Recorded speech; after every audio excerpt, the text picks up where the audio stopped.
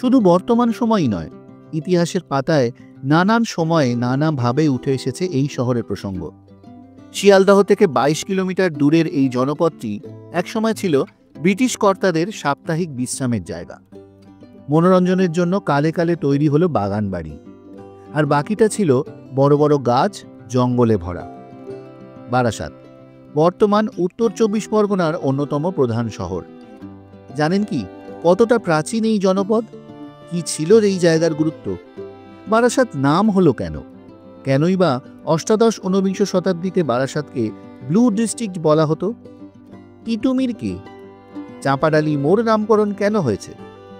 ভিডিওটি স্কিপ না করে মন দিয়ে পুরোটা শুনলে এই সমস্ত প্রশ্নের উত্তর আপনারা পেয়ে যাবেন। আর সেই সব উত্তর জানাতে আমি সায়নার পিনাকি চলে এসেছি হিস্ট্রি এভিনিউর আরেকটি নতুন ব্লগ নিয়ে আপনাদের জন্য। আশা করি আপনারা সবাই ভালো আছেন। সময়টা ঊনবিংশ শতক। নীলকর সাহেবদের অত্যাচারে অতিষ্ঠ গোটা বাংলা। একে একে বিদ্রোহ আগুন জাগছে চাষিদের মধ্যে। দাবানলের মতো ছড়িয়ে পড়ছে ২৪ পরগনার ছোট ছোট গ্রামগুলিতেও।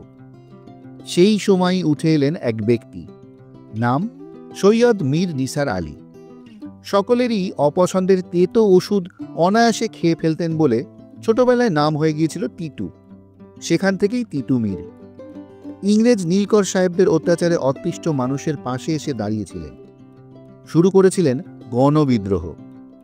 তিতুমির যুদ্ধের অভিজ্ঞতা থেকে বুঝতে পারেন যে ইংরেজ সরকারের বিরুদ্ধে যুদ্ধ করতে হলে প্রয়োজন সমর প্রস্তুতি ও উপযুক্ত সেনা প্রশিক্ষণ। সেনাবাহিনীর আত্মরক্ষার প্রয়োজনে তিনি একটি দুর্গ নির্মাণের প্রয়োজনীয়তা গভীরভাবে অনুভব করেন। সময় এবং অর্থাভাবে তিনি আপাতত বারাসাতের কাছে নারকেলবেরিয়া নামক স্থানে একটি বাঁশের কেল্লা বা দুর্গ নির্মাণ করেন। ইতিহাসে এই কেল্লাই নারকেলবেরিয়া বাঁশের কেল্লা নামে পরিচিত। উইলিয়াম হান্টার বলেন, ওই বিদ্রোহে প্রায় ৮৩,০০০ কৃষক সেনা তিতুমিরের পক্ষে যুদ্ধ করেন। অবশেষে ১৮৩১ সালের ১৩ই নভেম্বর ব্রিটিশ সৈন্যরা তাদের চারিদিক থেকে ঘিরে ফেলে। ১৪ই নভেম্বর কর্নেল হার্ডিং এর নেতৃত্বে ব্রিটিশ সৈন্যরা ভারী অস্ত্রশস্ত্র নিয়ে তিতুমির ও তার অনুসারীদের আক্রমণ করে। সাধারণ তলোয়ার ও হালকা অস্ত্রশস্ত্র নিয়ে তিতুমির ও তার সৈন্যরা ব্রিটিশ সৈন্যদের আধুনিক অস্ত্রের সামনে দাঁড়াতে পারেনি। ১৯শে নভেম্বর তিতুমির ও তার ৪০ জন সহচর শহীদ হন।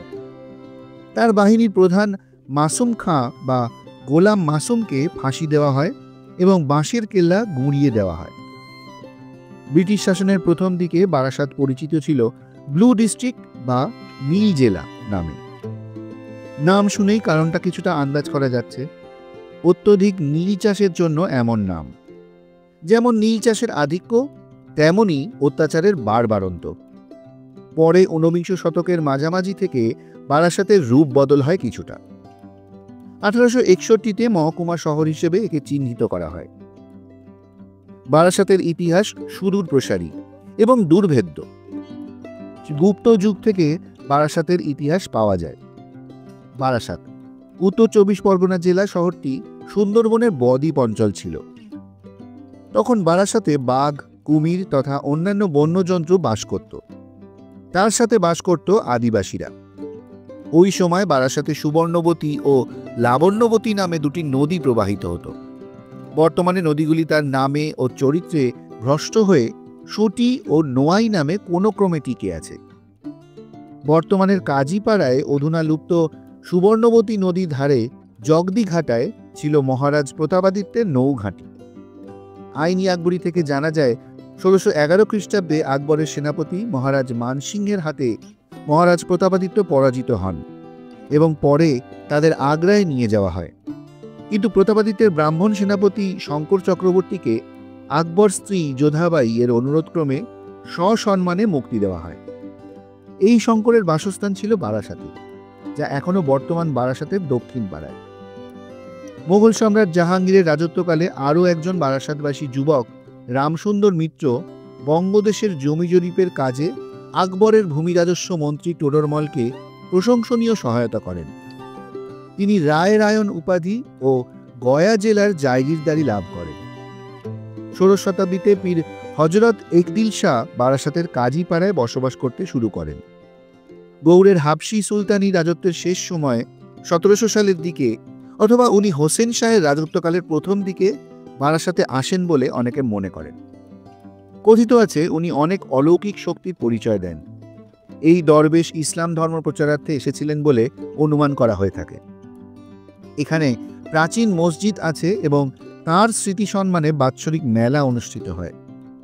ওর নিজের জমিতে 1885 সালে কাজীপাড়া একদিল শাহ হাই স্কুল প্রতিষ্ঠা হয়। কাজীপাড়ায় একদিল শাহের সমাধি দেখতে পাওয়া যায়। নবাব সিরাজদৌল্লা 1756 খ্রিস্টাব্দে কলকাতা আক্রমণের সময় মুর্শিদাবাদ থেকে বারাসাত হয়ে কলকাতা যাওয়ার সময় ওনার হাতির বিশ্রাম ও জল খাওয়ার জন্য একটি পুকুরের ধারে তাঁবু স্থাপন করেন এবং পরবর্তীকালে ব্রিটিশ ইস্ট ইন্ডিয়া কোম্পানির সাহেবদের হাতিদেরও বিশ্রামের জন্য একই জায়গায় রাখা হতো, যা লোকমুখে হাতিপুকুর নামে পরিচিতি লাভ করে। জনশ্রুতি, নীলকর সাহেবের দুই রক্ষিতা ছিলেন চাঁপা ও ডালি। এদের নামেই চাঁপা ডালি মোড়। কিন্তু দুই রক্ষিতার নামে রাস্তার একটা মোড়ের নাম রাখা হয়েছে, তাও আবার 19বিংশ শতাব্দীতে। শোনা যায় এই জায়গায় ছিল এদের বাড়ি বা নীলকর সাহেবদের প্রমোদ উদ্যান। লোকমুখে তাই চাঁপা ডালির মোড়। বারাসাত নগরী রূপে প্রথম মর্যাদা পায় ব্রিটিশ আমলে। বারাসাত এই নামের পিছনে একাধিক জনশ্রুতি আছে। বারাসাত একটি আরবি শব্দ, যার অর্থ হল পথের শোভা। ওয়ারেন হেস্টিংস পথের দুই পাশে সুদৃশ্য প্রচুর গাছ রোপণ করেন। আবার কথিত আছে যে প্রখ্যাত মানিক চাঁদ জগৎ শেঠের পরিবারের 12 জন সদস্য এখানে বাস করতেন। বারাসাত নগরের কেন্দ্রস্থলে শেঠ পুকুরটি নির্মাণ করান রামচন্দ্র জগৎ শেঠ। উদ্দেশ্য ছিল ওয়ারেন হেস্টিংসকে খুশি করা। হয়তো 12 শেঠ অপভ্রংশ হয়ে বারাসাত হয়েছে। অপর ব্যাখ্যাটি হল 16 শতাব্দীতে বারাসাতে এই নাম দেওয়া হয় ফার্সি মতে বার, এর অর্থ পুরো বা জনপদ। 7 সংখ্যার দোতক। এই 7টি জনপদ বর্তমানে যা 6টি পাওয়া যায় সেটি হল শ্রীধরপুর, হৃদয়পুর, বনমালীপুর, প্রসাদপুর, চন্দনপুর ও নিশ্চিন্দপুর। এই জনপদগুলি নিয়ে বারাসাতের উৎপত্তি। তবে শেষ দুটি অস্তিত্ব সম্পর্কে সঠিক তথ্য পাওয়া যায়নি। সময় বদলায়, বদল হয় চেহারারও। শুধু মানুষ নয়, একটা স্থানও বদলে যেতে থাকে সময়ের হাত ধরে, আর পুরনো সব দিনের কথা ঠাঁই পায় ইতিহাসে। আমাদের আজকের ব্লগটি আপনাদের কেমন লাগলো কমেন্ট করে জানাবেন। যদি ভালো লাগে একটা লাইক করে দেবেন, আর আমাদের চ্যানেল হিস্ট্রি এভিনিউকে অবশ্যই সাবস্ক্রাইব করে পাশে থাকা বেল আইকনটি প্রেস করে দেবেন। আর হ্যাঁ, আমাদের এই ব্লগগুলো বেশি করে শেয়ার করবেন, যাতে এরকম ধরনের ইতিহাস আমরা আপনাদের সামনে আরও বেশি করে নিয়ে আসতে পারি। দেখা হচ্ছে খুব শীঘ্রই পরবর্তী ব্লগে, নতুন কোনো জায়গায়, নতুন কোনো ইতিহাসের খোঁজে। সবাই ভালো থাকবেন, সুস্থ থাকবেন। নমস্কার।